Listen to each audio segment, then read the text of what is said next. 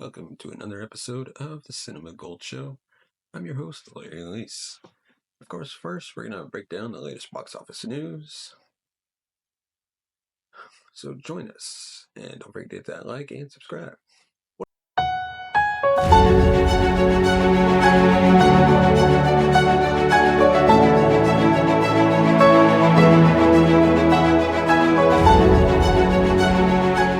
One of the truisms in film calendar slating is that it's a real plus to be the first new horror film released in a while. With the week opening of Universal's Abigail this weekend, the inverse also seems to hold. The seventh wide release in the genre over the past 8 weeks from a studio that's been quite reliable for sustaining horror success from Blumhouse and elsewhere fell short with only 10.1 million. That allowed Civil War from A24 to hold on to that number one spot with 11.2 million despite a 56% drop. With such a low gross at number one and the rest doing less, the weekend struggled to reach close to 66 million. That's the fifth sub 70 million total out of 16 weekends so far this year. By comparison, pre-COVID 2019, with ticket prices more than 15% lower than now, had none. The week performance, down nearly 50% from last year's 127 million, brought the year to date to down 19%. April, despite a handful of bright spots, has been a disaster.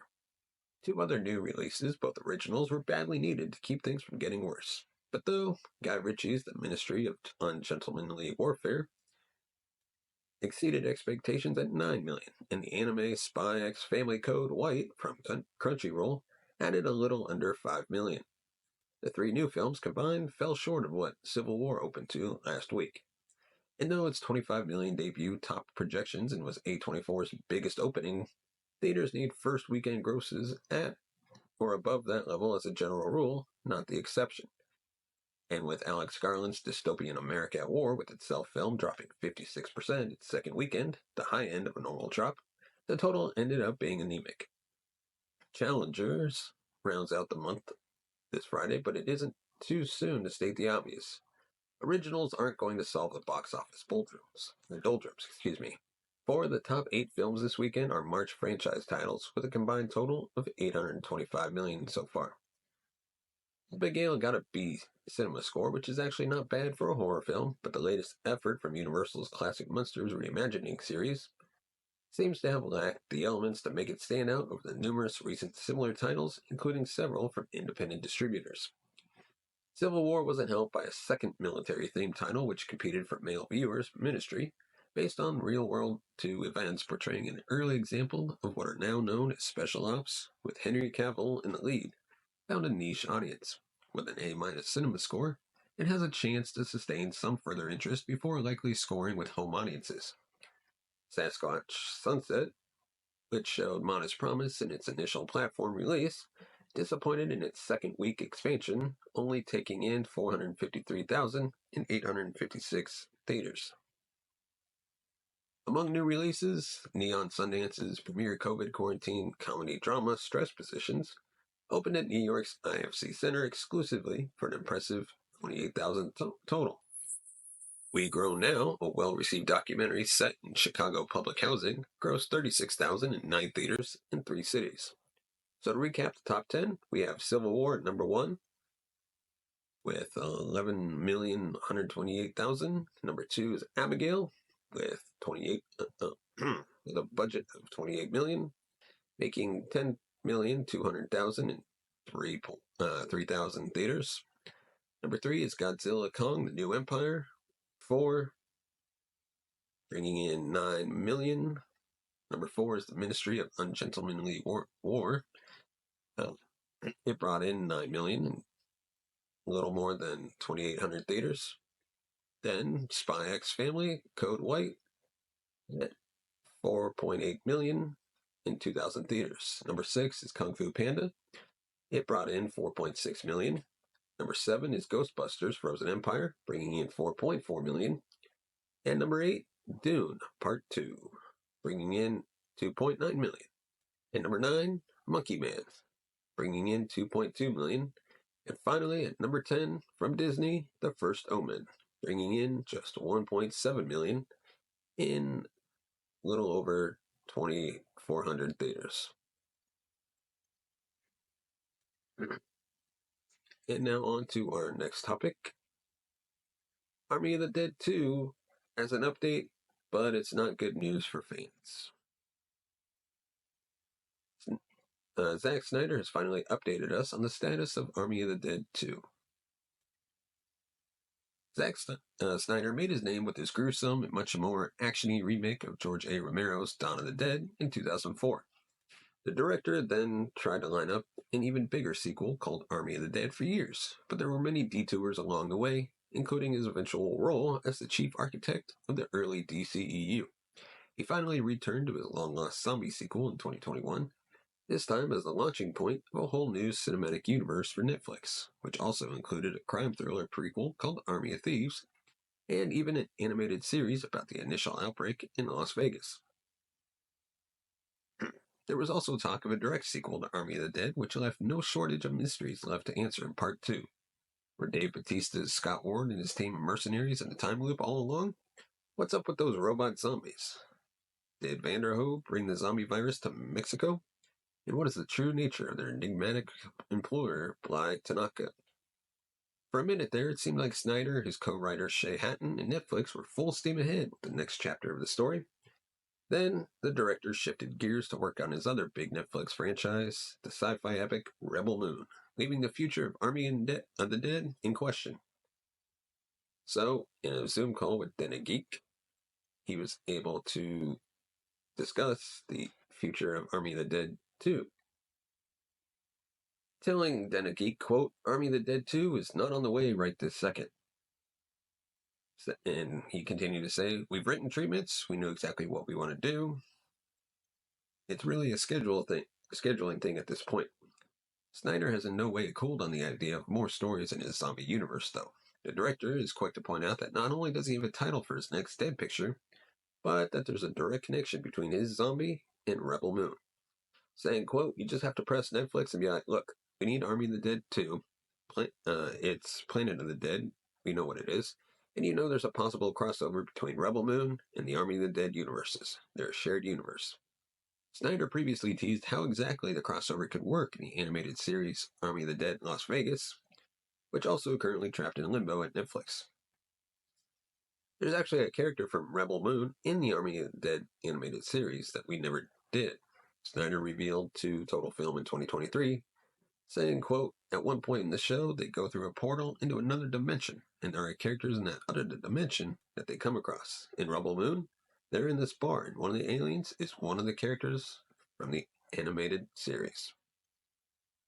Then in a separate interview with Total Film, Snyder suggested that work could restart on the animated series at some point, saying, quote, you were working on and are trying to get back up our Army animated series, which was really cool. We recorded the whole thing, all the voices, Christian Slater, all these cool people. It was super fun.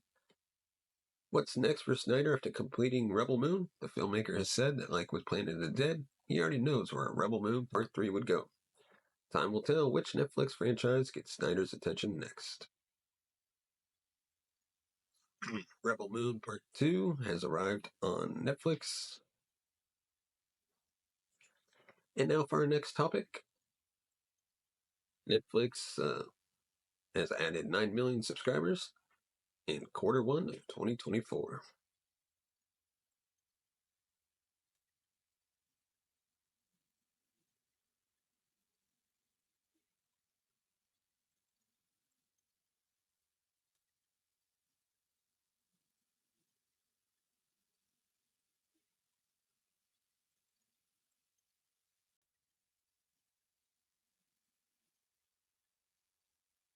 Netflix has added 9.33 million subscribers in the first quarter of 2024, for which Wall Street anticipated 4.9 million net adds.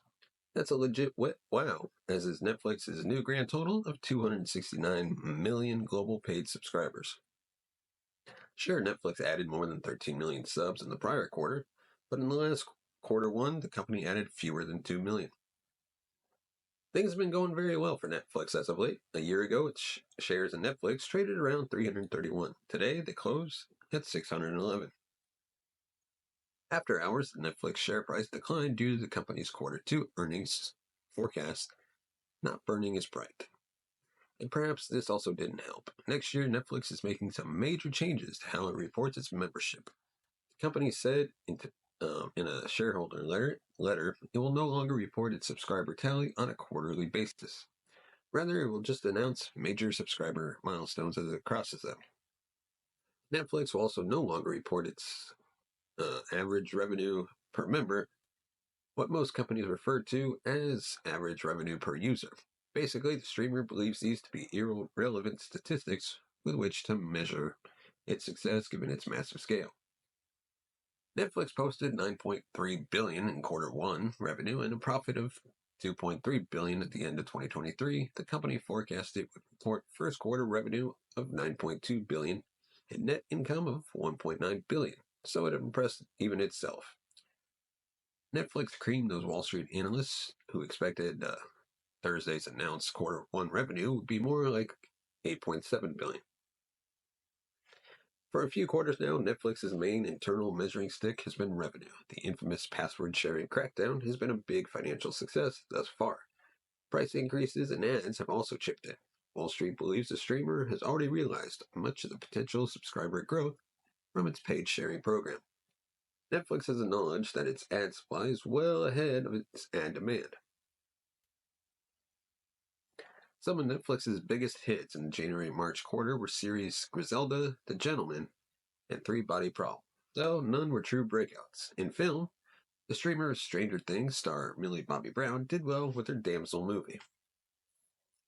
Speaking of the big screen, on the not-so-big screen, on day one of the current quarter, Netflix made a big change atop its film division. Scott Stuber is out, and Dan Lin is in. Lin produced the Lego movies and more recently Godzilla Kong, The New Empire. Stuber produced Ted and Role Models. Hollywood is awaiting to see what Lin will do with Netflix's original movie slate. And now on to our next topic. Amazon Prime's Fallout has been renewed for a second season. And before we dive into this topic, we want to know from you what you thought of Season 1 of Fallout. Me personally, I'm still working on it and plan to have a review on it whenever I finish watching it.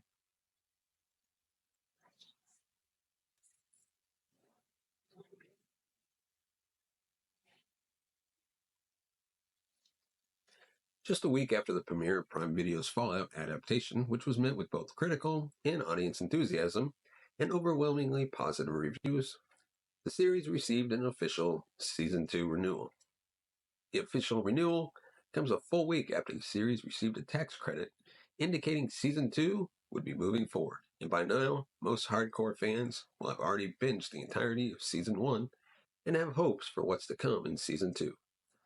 Per the tax credit, filming for the second season is expected to move to California.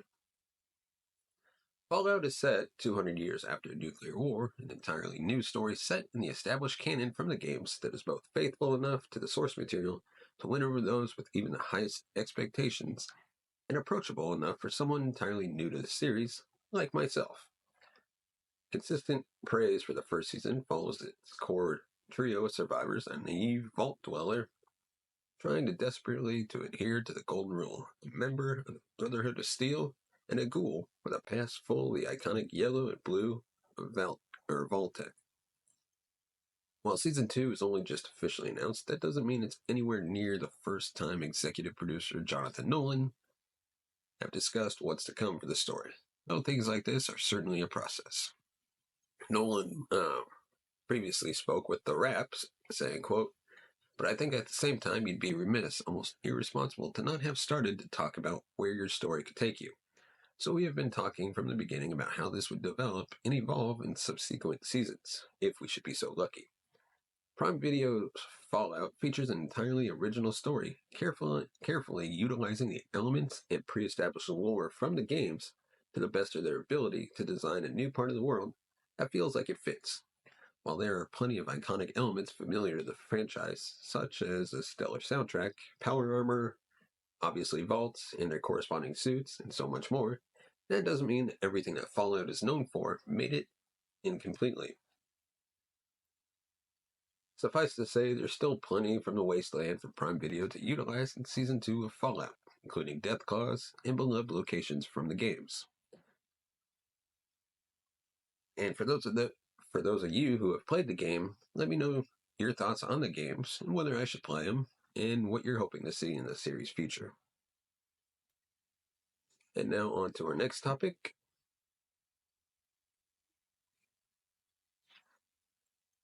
NCIS Origins, I should say, has made some more casting announcements, casting Gibbs as dad, and 2 others. And where in the CBS prequel can't get here fast enough. Last year, the NCIS franchise entered previously uncharted waters with its first international show, NCIS Sydney. It paid off as Sydney has been renewed for Season 2, and now new territory is set to be explored once again with NCIS Origins, the franchise's first prequel.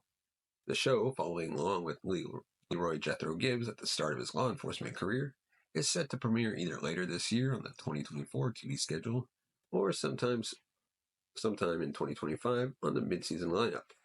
And the latest round of casting news has come in, with Gibbs' dad and 2 other roles being filled. Jackson Gibbs, was previously played by the late Ralph Waite in 8 episodes of NCIS, and now Longmire actor Robert Taylor is set to play the younger version of the character. TV Line has reported that Taylor will be a reoccurring guest star on NCIS Origins, and he'll share screen time with Austin Stowell, who's playing the younger Leroy Jethro Gibbs. Taylor's other credits include The Meg, The Newsreader, Apples Never Fall, the latter of which premiered on Peacock last month. When NCIS viewers met Jackson Gibbs in Season 6 episode Heartland, he and Gibbs had been estranged for many years, and even before that they had a strained relationship, which stemmed from Gibbs' mother having left. However, they ultimately reconciled and grew close to one another in Jackson's final years. When the actor passed away in 2014, the show wrote Jackson as having suffered a fatal stroke in the Season 11 finale, and Gibbs attended his funeral with Billy D. Williams, Leroy Jethro Moore, Jackson's longtime friend, whom, as is obvious, Gibbs was named after. And now, on to our next topic. We're going to start a new game that we've taken from, that we've taken from the Makeshift Project, and it's going to be you get rid of 5 U.S. states, and this is just part 1. Like Makeshift Project, we're going to do it week after week, and we're going to slowly remove all the states that we get rid of and leave just 1. So there are a lot of states, 50 obviously, and this is just U.S. states. We're not doing territories and all that. So when I look at the map, I'm kind of thinking of getting rid of some that don't really have anything. So Utah is going to be my first one that I'd get rid of.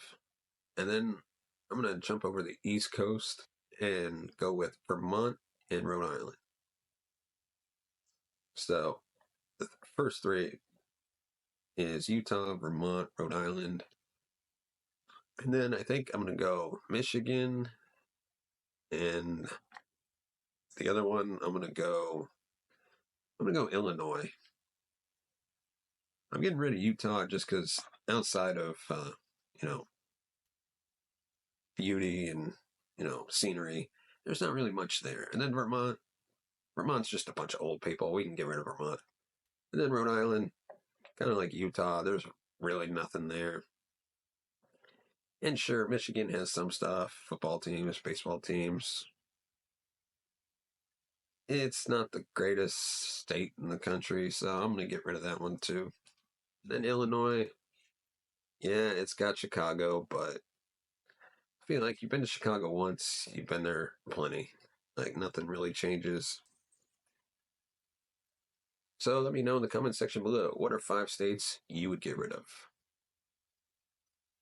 And now we're going to talk about how A24 set a record with Civil War. Or I should say more why than how.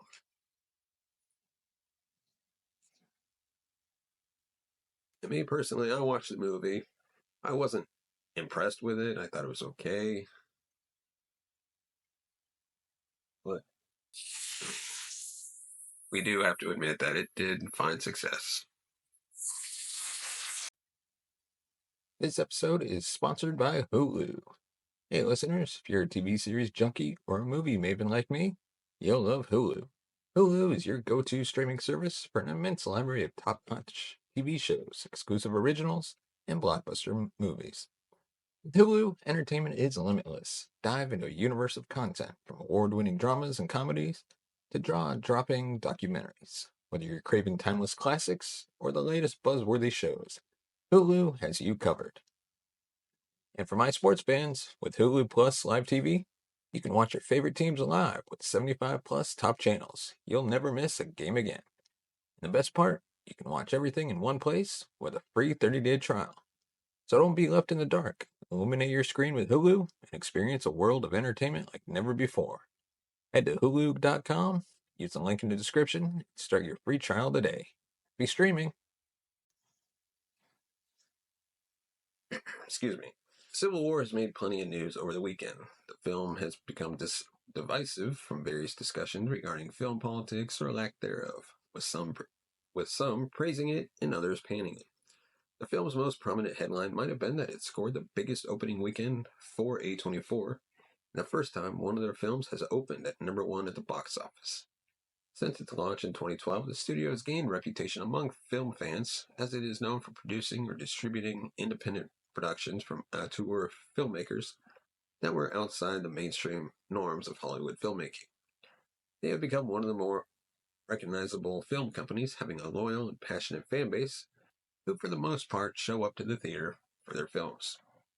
In October 2023, it was reported that A24 was looking to create more mainstream commercial films, such as action movies and IP projects.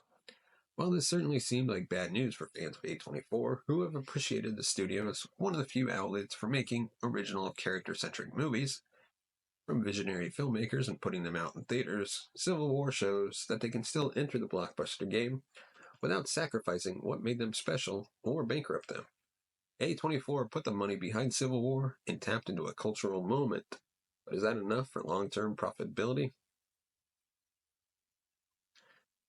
Civil War had a budget of $50 million, the most expensive movie the studio has ever made. While that is nothing compared to major studio blockbusters, it cost more than some of A24's biggest films of 2023, like The Iron Claw, Talk to Me, and Priscilla combined. They needed Civil War to be a big hit, so they put more emphasis on marketing it than any other A24 film. According to Deadline, Civil War had a reported marketing budget of $20 million, meaning A24 spent $70 million on the movie. It was also the widest release for the studio, playing in over 3,500 theaters. Civil War was marketed as a big movie, with action shots of helicopters, gunfire, and a siege on Washington, D.C. It was clear that Civil War was bigger than any previous A24 film. While the action in the movie is primarily minimal, with most of the big iconic shots in the trailers saved for the film's climax, and the rest being more of a tense thriller, the marketing for the film was aiming to court the same audience that turns out for other mainstream action movies. This quickly allowed Civil War to beat the previous biggest opening weekend for A24, Hereditary. That film opened in almost a little more than 2,500 theaters in 2018 and generated $13.5 million in its opening weekend before grossing $44 million domestically, $80 million worldwide. Last year, A24 had one of the biggest hits in Talk to Me, which in 2,300 theaters grossed $10 million in its opening weekend before finishing its run with $92 million globally. Action films like Civil War or horror movies like Hereditary and Talk to Me are easier to market to general audiences. The Best Picture winner Everything Everywhere All at Once, with its multiverse concept, out-of-the-box premise, had to build audience word of mouth slowly, so A24 gave it a limited release starting in 10 theaters before going into wide release in its third weekend. While word of mouth worked for Everything Everywhere All at Once, it hasn't always paid off. Past Lives, one of A24 movies that was nominated for Best Picture at the Academy Awards, was never given a wide release, with the most theaters it ever played in being 906 in its fifth week. According to Variety, A24 also spent little money marketing Past Lives, didn't even run ads on linear television, and acquired minimal ad space across streaming platforms. So despite the great reviews, it grossed $11 million domestically and $38 million worldwide. Same happened with Marcel the Shell with Shoes On.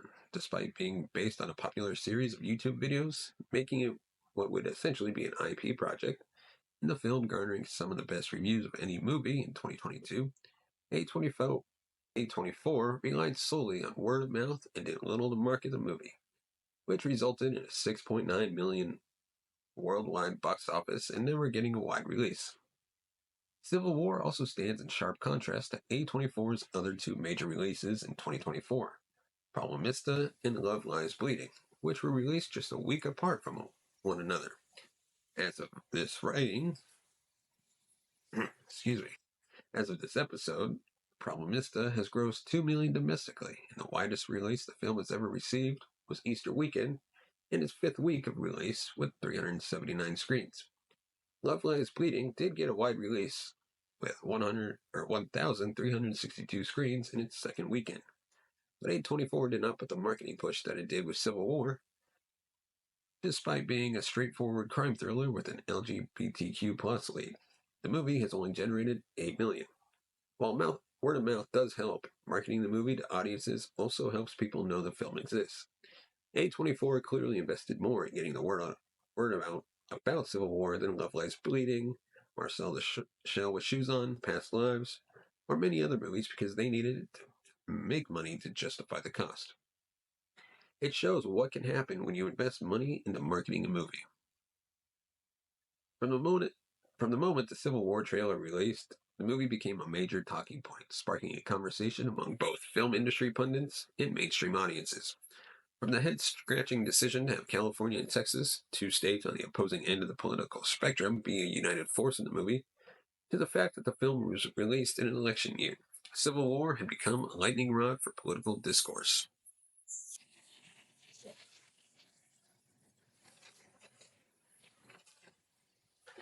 The movie's decision not to reveal anything about what the Civil War is being fought over has also now left the movie's politics up for interpretation, with some saying it's an attack on conservatives and others an attack on liberals. Civil War has embraced the various talking points and topicality in doing so, has generated interest from audiences all over the country and across the political spectrum. According to The Hollywood Reporter, the opening weekend crowd for Civil War was split at 50% identified as conservative and 50% identified as liberal. The movie did perform very well in the South, Southwest, and Western states of the country. In addition, Civil War did well in liberal markets like Los Angeles, New York, Portland, and San Francisco, while in conservative markets, it did very well in Phoenix, Kansas City, and Oklahoma City. 70% of ticket buyers in Denver, Kansas City, and Phoenix noted that they had family in the military, while Kansas City also had a higher turnout in older moviegoers, with about 55% of audiences being over the age of 35. Civil War also had a great deal of positive buzz leading up to its release, following its premiere at South by Southwest on March 14th, 2024. It received almost universally glowing reviews, though there were some exceptions which made the movie a must-see event just in time for the tickets to go up for pre-sale. An emphasis was placed on IMAX.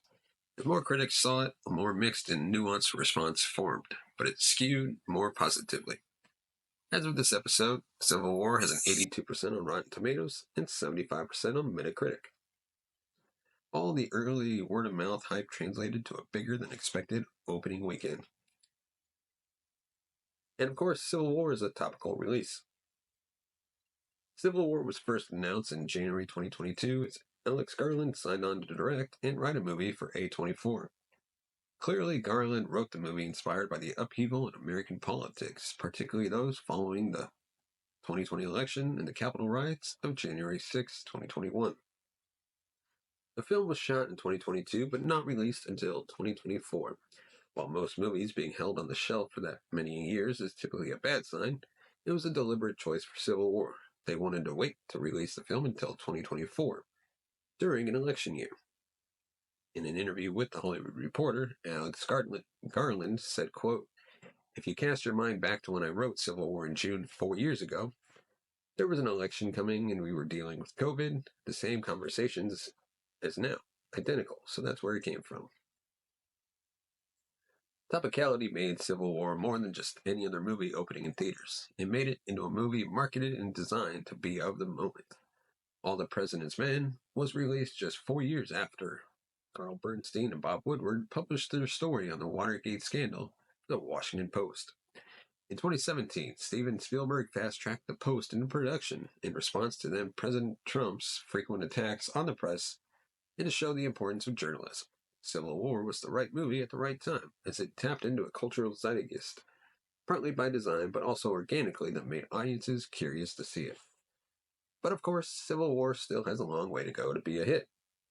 Civil War won the weekend at the box office and set a record for A24, but has a long way to go before being a hit. The $25 million would be great for any other A24 film, but given the $50 million production budget and rumored $20 million marketing budget, it's less than halfway to making its budget back, and then it's just to break even. To be profitable, it would likely need to gross nearly $140 million. The film did receive a B- cinema score, which, depending on the context, can be good or bad. For an action movie or blockbuster, B- is practically a death sentence. For example, the fact that both Ant-Man and the Wasp, Quantumania, and the Marvels got B cinema scores helps sell the narrative of Marvel falling off in 2023, which is above the rating for Civil War. The B- cinema score can be a sign of negative word of mouth from general audiences, or more mixed reactions from opening night viewers that will spread to mainstream curiosity. Civil War's controversy might draw audiences who skip the first week to see what the buzz is about. Given how some more liberal writers have responded to the movie, it could get a push from the anti-woke crowd, or it could receive pushback from the same crowd as the movie President, played by Nick Offerman, seems to be coded as a Donald Trump figure. Meanwhile, liberal viewers might be drawn to it or pushed off for some reason, so it could swing either way. What is clear is the film faces stiff competition in the coming weeks. While we may be able to hold off newcomers like Abigail and the Ministry of Ungentlemanly Warfare, those films still have the chance to knock it off the top spot. Then the following week is Challengers, which features the star power of Zendaya and a buzzy young cast. Then the summer movie season kicks off with The Fall Guy, followed by Kingdom of the Planet of the Apes, and so on. There is a chance that Civil War will hold well in the coming weeks, which would certainly be a good thing. It will be competing with many films in similar genres for audience attention. There is also the fact that Civil War is a very American-centric film, meaning it might not translate well to the overseas box office. While that could still happen, the road to recouping the $70 million that A24 spent on making and marketing the film is still a long one.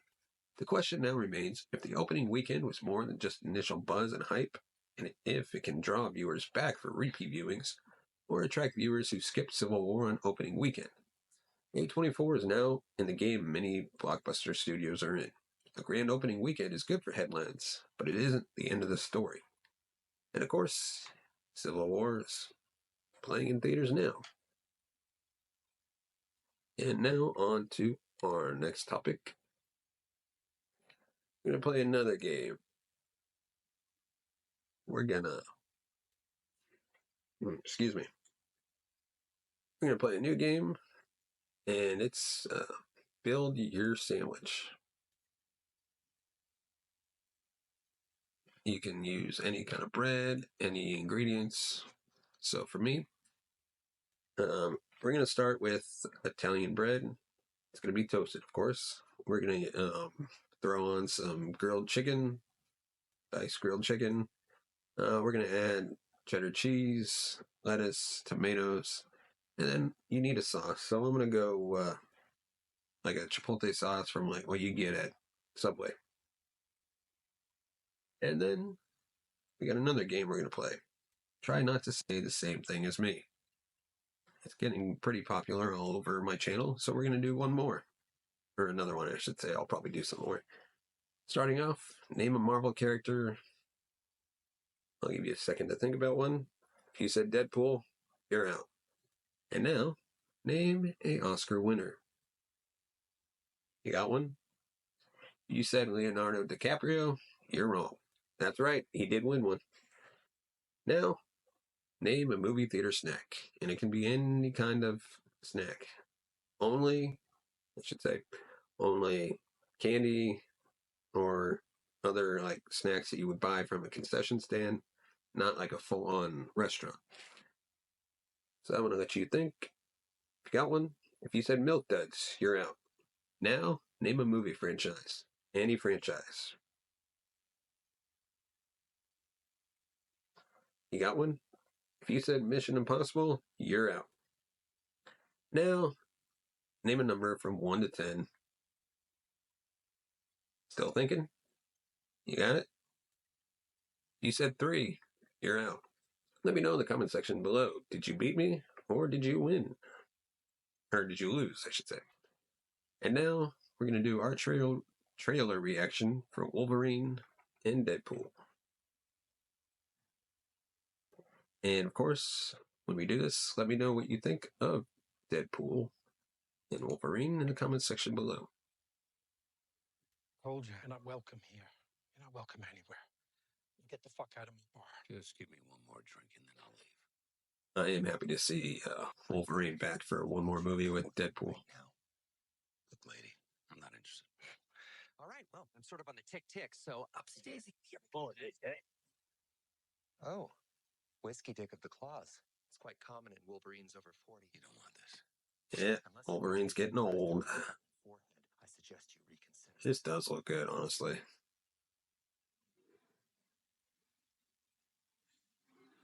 I'm about to lose everything that I've ever cared about. Not my fucking problem. Is that what you said when your world went to shit? Tell me again. This Wolverine let down his entire world. I cannot wait to see this. Want to talk about what's haunting you, or should we wait for a third act flashback? Go.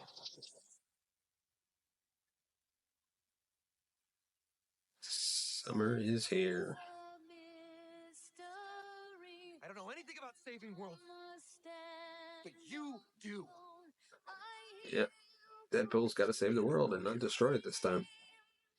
You were an X-Man. You were the X-Man. Yeah, the X-Men. I am soaking wet right now.